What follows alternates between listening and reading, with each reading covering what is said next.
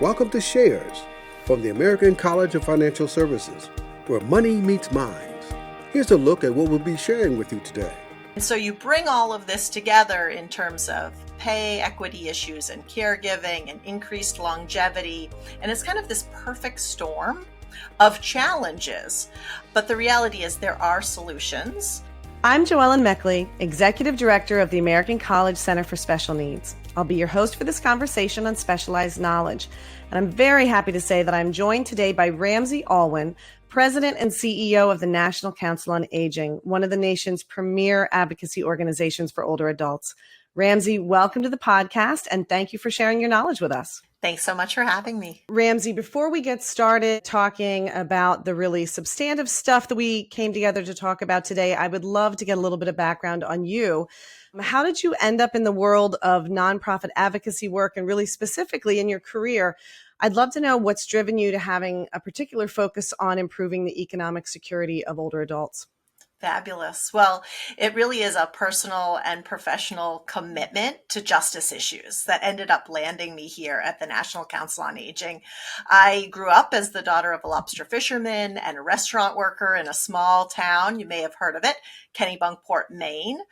Very much so, the haves and the have-nots were on display. And I always felt like there had to be a better way. So throughout my career, I've looked at issues of disparities and social justice and economic justice through a financial resilience lens. And ultimately, all of those advantages and disadvantages related to our wealth compound in old age. And so coming to the National Council on Aging, where we're focused like a laser beam on improving the health and economic security of older adults, especially those struggling, really is heart work for me. It feels like home. That's wonderful to hear. And it's a common story. I think a lot of us who end up in any kind of advocacy role can usually trace that back to a personal lived experience. So I understand exactly what you're talking about. So speaking of the National Council on Aging itself, I would really like to know a little bit more about the National Council on Aging mission and vision, and specifically what your biggest priorities and initiatives are right now.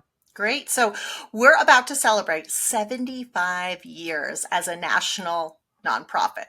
We've always focused on a vision where a world of opportunity is available to older adults. We believe we all deserve a just and caring society in which all of us can age with dignity, security, and purpose. And to ensure that's possible, we really need to look at the intersection of health and wealth. We're on a mission to improve the lives of 40 million older adults by 2030. Deploying programs related to job training and placement, access to programs that can help with basic needs, navigating chronic conditions like hypertension and diabetes with evidence-based solutions. And we're over halfway there. And what we've learned in these 75 years is it's so important to think about the interventions early and often.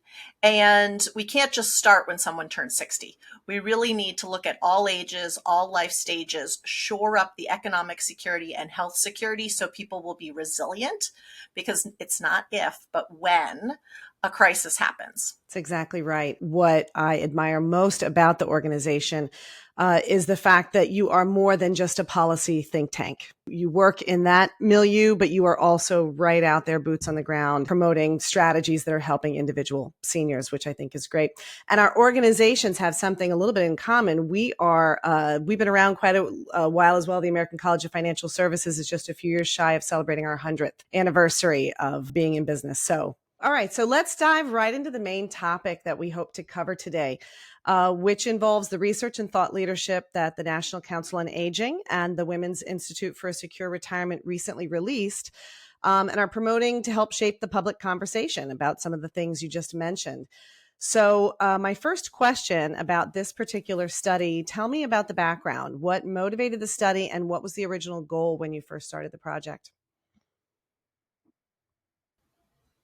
Sure, sure. So, as I shared, we pride ourselves on both providing direct service and making sure all we learn from those efforts directly with older adults, but also in partnership with the tens of thousands of community-based organizations that are deeply, deeply tied to their communities. Think senior centers, councils on aging, other community and faith-based organizations on the front line, seeing the challenges, seeing what works, what doesn't work. And that service delivery really informs our advocacy and our call for public policy change and public and private sector change.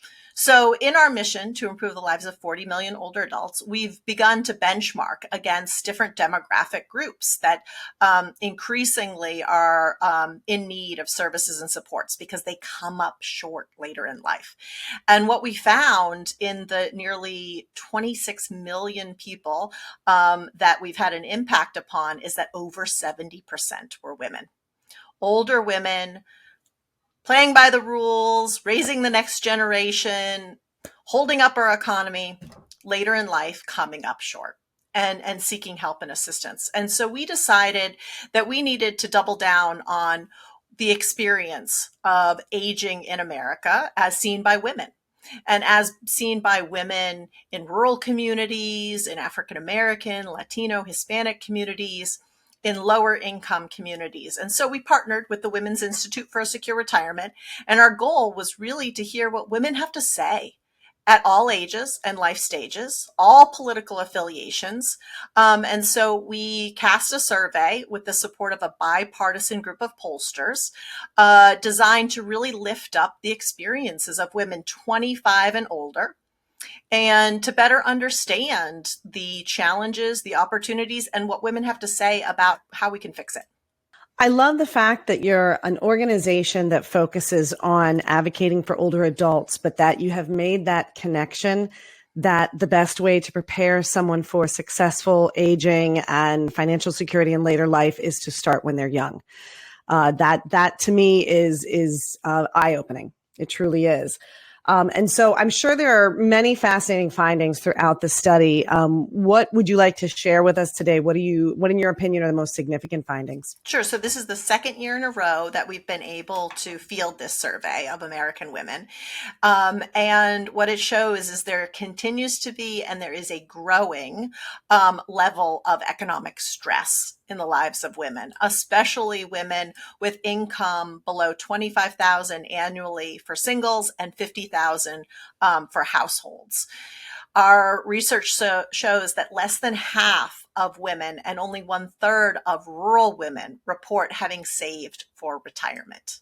It's just a real challenge. The majorities report they're not financially secure, including almost 80% of low-income women surveyed and 67% of rural women.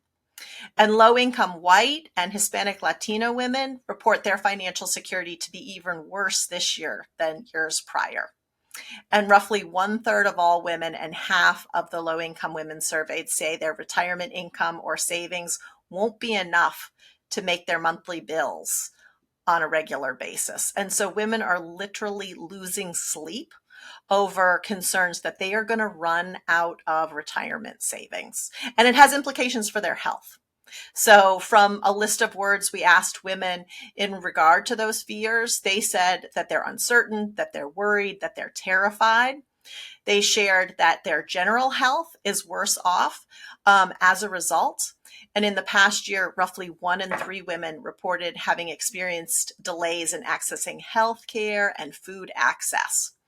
So there are some real challenges here that women are experiencing, and it's time for us to take a close look at the private sector practices, the public policies that were designed decades ago when it comes to aging well in America. Back when we were using rotary phones, and today we're using smartphones and Apple phones. It's time for us to modernize our approach. That's exactly right. You'd think with all of these modern innovations that basic living problems like this would be in better shape.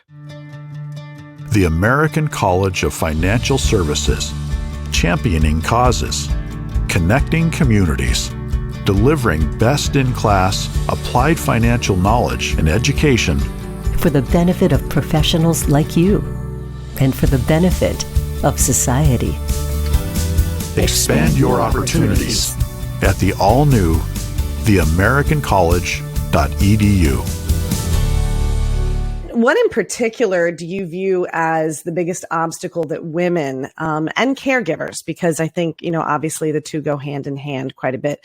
What do you think are the biggest obstacles that they face when preparing for retirement? Sure. Well, I think first and foremost, again, we need to zoom out and look at the types of public policies, the types of practices, employer practices, as well as government practices, the types of financial products, because largely they were not designed with a woman's experience in mind.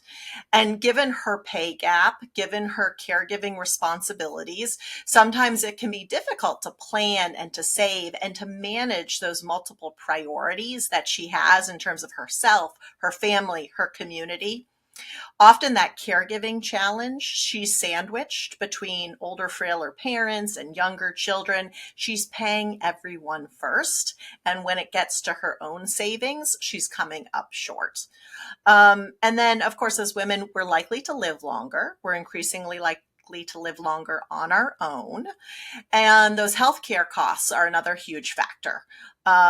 And so you bring all of this together in terms of pay equity issues and caregiving and increased longevity. And it's kind of this perfect storm of challenges. But the reality is there are solutions. There are opportunities for us to strengthen and to expand some of the practices and policies to better meet her where she is. That's terrific. As you're talking about that, it's making me think about some research study results that the American College has recently released as well. We've been conducting an ongoing retirement income literacy survey study for the last 10 years. And same thing. I think it's imperative to watch these trends over time to give you more insight. And again, one of our goals is to try to identify why is there this gap in literacy, financial literacy, specifically with regards to retirement. And unfortunately, the results of our study, same thing, see a difference between men and women, even when women are, the primary decision maker in the household related to money and retirement. There is still a knowledge gap between women and men when it comes to simply understanding investment options and choices, retirement savings options. However, when we talk about caregiving, this is something that I find to be one of the most interesting aspects or results of our study is that even though women, unfortunately, are ticking in slightly below men in terms of their literacy on just about every topic, there is one area where intuitively women score higher than men, and that is in their self-assessed ability and knowledge of ways to anticipate and plan for caregiving needs, both their own and, the people they love in later life. And so what that implies to us is that there really is an experiential knowledge component that comes from that can serve women well. It doesn't mean that it puts more money in their pocket necessarily, or, can guard against, really catastrophic long-term care costs. But at least between women and men, women feel slightly more prepared for that aspect of retirement. So I found that interesting. And again, I think our findings, our chosen participants and survey respondents may come from some different walks of life as compared to the ones in your survey. But unfortunately, we're seeing the same problems across the board and the same issues across the board. That's right. Well, and thank you for lifting up that resilience, that resourcefulness and that resilience, I think is a real asset to pull through in planning conversations about the many assets one can draw upon. We need to make sure we tend to our financials, but we also need to tend to our health and our skills and our connections and community and really build out a very holistic understanding of this portfolio of assets we have that can help us be more resilient and resourceful Absolutely. when And the I challenges arise as we're navigating this longer life and hopefully in better health and more so on our terms with the resources we need to enjoy it. One of the most interesting things we're learning more and more about at the college is the psychology of finance, behavioral finance, and what is it that really motivates people to make their decisions. And again, when I think of women, I think when you talk about their greater experiential knowledge of the realities of caregiving, I sometimes wonder if women are also one strength that they would have is the ability to face kind of the reality of what they need to prepare for, understanding that risk, which of course they communicated in your study as well, that this is, they are very concerned and feel very insecure, especially when it comes to health and wellness as well as wealth. So that's just, I think it can be a strength. It may cause some of us anxiety because we see the future and we've lived it. We've cared for our aging parents. We've cared for our children. Some of us are still caring for adult disabled children as we're aging ourselves. There's really a lot of issues that I think women are having to juggle through this time. So as I mentioned earlier, something, again, I really appreciate about the National Council on Aging is that you are more than just a policy think tank. You actually walk the walk, and you have absolutely, improved the lives of millions of older Americans. So in light of that, what does the council see as some potential real world solutions that can help really the most vulnerable citizens gain more access to financial advice, services that they need, particularly those populations who are already in retirement or on the cusp of it, who are just getting ready for it? Well, I don't know if we'll have enough time, Joellen, because I see so many opportunities out there. I mean, first and foremost, this year is Peak 65, and that is branded as Peak 65 because we have nearly 12,000 people turning 65 every day, and they're likely to live another decade, 2 more decades. It's incredible. And it's such an opportunity. There's a greater awareness of longevity. And as individuals are experiencing it themselves, as they're experiencing it on behalf of loved ones, it is an awakening. That caregiving experience is an awakening that we can really tap into to help people think about what do they want it to look like for themselves. And so when I think about that public awareness, coupled with opportunities such as the Secure Act 1.0 and 2.0, I'm really optimistic. So the Secure Act created some new opportunities around retirement savings, really revolutionizing some of our approaches to retirement savings, especially when it comes to expanding access to part-time workers, employees of small businesses, making the savers credit refundable. There's so much education that needs to happen around those new opportunities, some of which are rolling out on a longer horizon than others. But I'm really energized by the fact that we've already begun to modernize how we're approaching retirement savings and expanding access through that monumental legislation. And there are already conversations right here on Capitol Hill about a Secure Act 3.0 and ways to even further push our thinking on retirement savings in light of longevity trends. So that gives me hope.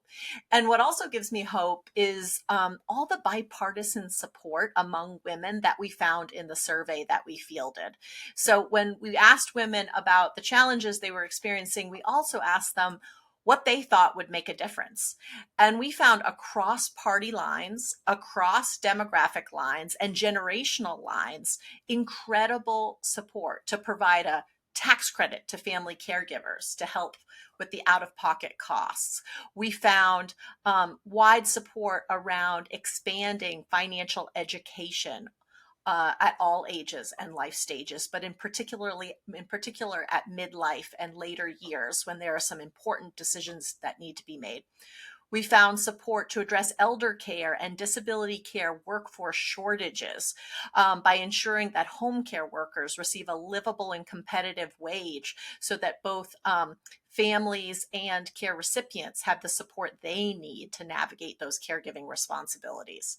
And we also found support around proposals related to the intersection of health and wealth and the need to modernize and expand Medicare coverage so that it would really address the full range of interventions that can assist individuals with chronic conditions, given some of the incredible out-of-pocket costs. So there's a lot of support among women regardless of party affiliation, for us to really take a close look at some of these public policies, update, modernize, and expand them so that she feels better supported in her journey to age in America. That's great. And it's interesting as well to think about the cascading implications of this when you speak specifically about raising the wages of care workers. Which I know especially, and we not only have an issue where they're not getting paid enough, but we have an overall shortage, which is costing in some areas the costs to go up very high for the consumer as well, just to get this care. But when you think about an initiative to raise the living wage, for these frontline workers who are really the backbone of elder care in the United States, you think about the impact that that's going to have on those workers as well in terms of their own financial stability and ability to plan for the future. So it's never a lot of these, potential policy solutions, I think, can really tackle it from multiple ways, which is wonderful. And I hope that you are seeing also in the lobbying work that the organization does, or your connections with Capitol Hill. I am hopeful that you are getting some responsiveness, when you propose this. We really are. We see, there are a lot of very partisan conversations going on, but when it comes down to ensuring people can maintain independence and dignity and security as they age in their home, in their community, there is support across party lines for those types of opportunities. Now, the devil's in the details in terms of how you finance it. But in particular, when it comes to addressing some of the challenges around home and community-based care for older adults and individuals with disabilities, there is a great deal of appreciation for the fact that these waiting lists are unacceptable. We need to ensure people have access, and then the workforce needs to be honored and compensated accordingly. We need to make sure these are better jobs and people get better care. And frankly, the pandemic really put a spotlight on how the care economy is the underpinning of our entire economy. And when there's no care, whether it be for children, individuals with disabilities, or elders, it can really hamper our entire workforce and therefore economy. So the business case has become clear. Now we need to have the political will, the political courage to make the changes needed. Yeah, I think that was a real stark reality when 2020 hit us. And so many women inevitably ended up leaving the workforce temporarily during that time. It was when there was the need for children to be educated at home, or seniors who could not get the services and care they needed. It was wives and mothers and sisters and others who I think bore the brunt of that. So, and again, impacting anytime you take that step away from your earning path, it is going to have those consequences down the line when it's time for your own retirement. So shifting gears a little bit, I know that you must be exhausted coming off of your big week with the National Council of Aging hosted its 2024 Age and Action Conference in May. I'm sure there were issues related to health and wealth and later life that were discussed there in line with our conversation today. What would you say are some of your favorite takeaways from that conference? Well, it was wonderful to be together with so many of the leading organizations from across the country that are doing this work in their communities with their neighbors, to really make sure that we all have the services and supports we need to age as we desire. And so coming together, it was a great opportunity to really lift up some of the bright spots, some of the innovations, the good work that's happening in community. And in particular, there were incredible stories around some of the intergenerational programming that's happening across the country, where senior centers have been evolving and modernizing to meet their community's needs, where they've been able to develop programming for older adults and children, bridging the generations. So we had a chance to honor an organization, One Generation, that's in the LA area. It's a senior center that literally co-locates adult day health and daycare, having multiple programs where the generations come together, learn from each other. The learning goes in both directions. They make these incredible bonds and really have richer experiences as a result. And so it was wonderful to be together at a moment in which things could feel quite chaotic, but to ground ourselves in the fact that in communities, people are working together despite all the challenges to really surface incredible programs that can help people age well, age with dignity, age with security. We also had a chance to bring the voices of those direct service providers to Capitol Hill. And so we had over 200 advocates go share their story, both the challenges and the solutions that they see in their community. And so it was quite beautiful to see them really use their voice to share with their policymakers what they're seeing and what they feel needs to happen. It must have been a wonderful week. I can only imagine. So we've talked about some high points, low points through the course of our conversation. For our kind of last topic of discussion, despite these challenges, and we have talked about some significant challenges today, I personally am someone who always looks for a silver lining. I would love to know what makes you feel optimistic in this area. Are there certain developments or trends that make you feel particularly optimistic, programs that you think are working to make a direct impact on the financial security of older Americans? Where do you see the silver lining? Well, the silver lining for me is I feel like traditionally siloed groups of stakeholders are now talking together. So we have industry talking with the nonprofit sector, talking with the private and public sector about solutions. The fact of the matter is longevity is a global megatrend. And it's as big a trend as disruptive, with as much opportunity and challenge as some of the other megatrends out there, like new technologies or climate change. And I feel like we are starting to see and hear the elevation of longevity and this gift of extended life really, really bubble up to a broader public conversation and really begin to push all of us to think differently about so many of the practices, so many of the policies that, again, were designed decades ago and really don't meet the realities of today's workforce or household composition or demographics. And so what gives me hope is that there's no one sector that thinks it can solve this. Financial services on its own can't solve it. Healthcare sector on its own can't solve it. Nonprofit sector, we can't solve it on our own. But we're coming together in conversations like this, in partnerships and collaborations, and we're looking at these issues through sort of a multi-sector collaborative mindset. And I think that's where we'll get the game changers. Great. You're leaving me with a profound feeling of hopefulness. So I'm glad to hear all of that from you. Ramsey, thank you once again for sharing your knowledge and experience with us. I think this has been a really great, very informative conversation. And my hope is that it just opens up even more dialogue, like you just mentioned. So thank you so much for being on here today. It was a pleasure. Well, and thank you for your great leadership and your partnership. And as long as we're in it together, I believe that we can ensure all can age well in America. So thank you. That's all for now. But you can find all our episodes on YouTube, Apple Podcasts, Spotify, and most other streaming services. Be sure to like us, follow us, and leave us a rating and review. Shares is a production of the American College of Financial Services, and we hope you join us next time as we share ideas that expand your opportunities.